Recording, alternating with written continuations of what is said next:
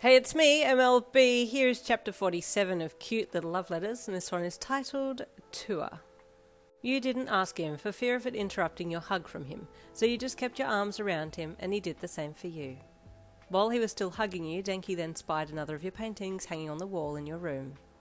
Hey, he says he let you go a little. I just had an idea. Would you ever consider selling your paintings at the markets? I think they'd sell really well. You paint so well. Really? You asked as you let him go and turned around to look at the painting that he was looking at. I really don't think so, you added after looking at it for a little bit. You're too hard on yourself, he said as he let you go and then took your hand in his. I have a lot of learning to do, you said sheepishly. It's not like I'm trying to get better or anything. I just paint because I want to. Well, I think you're good, he said, squeezing your hand as he looked down at you. Thank you, you said shyly, looking around your room to point out some of the other things.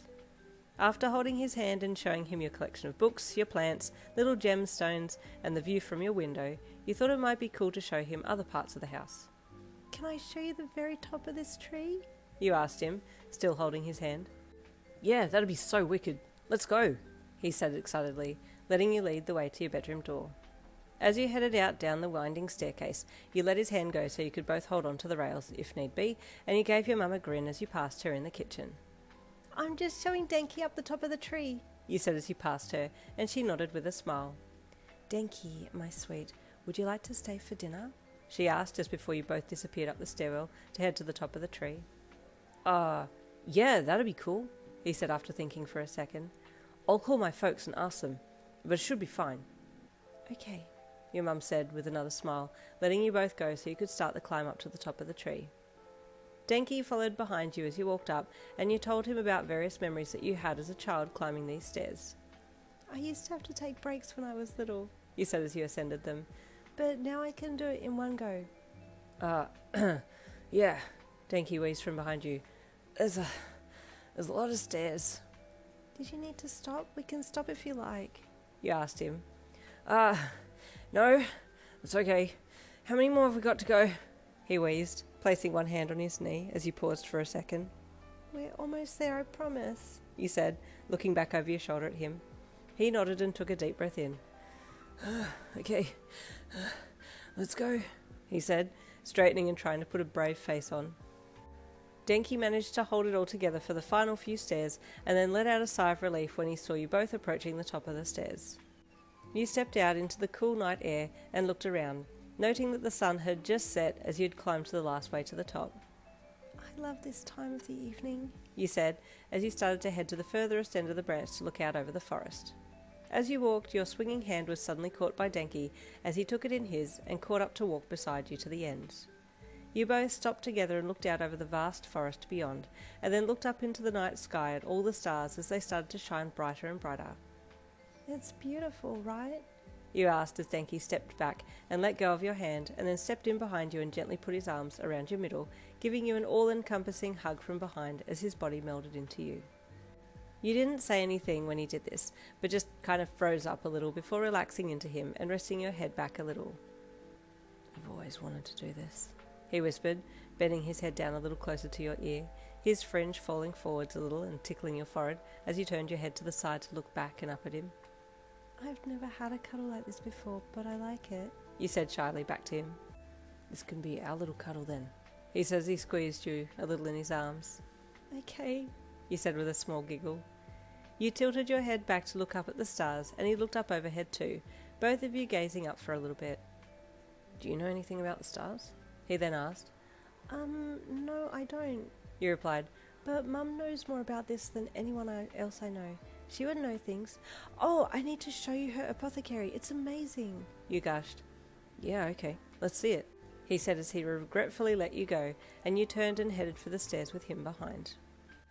Going down the stairs was much easier than going up, and you got back to the lounge area far quicker than you expected, and it was when he saw your mum again that he remembered he needed to call his own mum to ask if he could stay for dinner.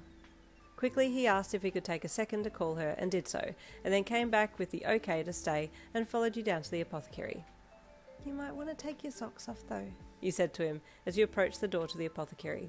It's an energy-rich place here, and you feel much better for going barefoot.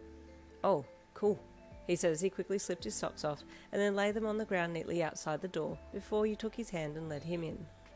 Denki had never seen so many different containers and jars and herbs and gemstones, and he didn't know where to start looking first. There was so much going on. This place is super cool, he said as he let your hand go to walk over and look at some plants that were hanging to dry. Mum uses all of these in everyday life. She makes her own medicines, teas, and also makes things to sell at the markets too, you added. I know she goes picking berries and fruits and stuff in the forest while I'm at school, and I think she digs for gems as well, but to be honest, I haven't really asked her, he added, thinking a little bit about it. It's still super cool, Denki said, smiling as he reached for his hand again and held it. He liked that you were being a little more clingy, and it wasn't just him always reaching out for your hand. You nodded and squeezed his hand. Come, I want to show you our bathroom. It's a very unique one, you added. Okay, he replied, letting you lead him out of the apothecary, and then letting him get his socks back on, and then off you went down to the outdoor bathroom.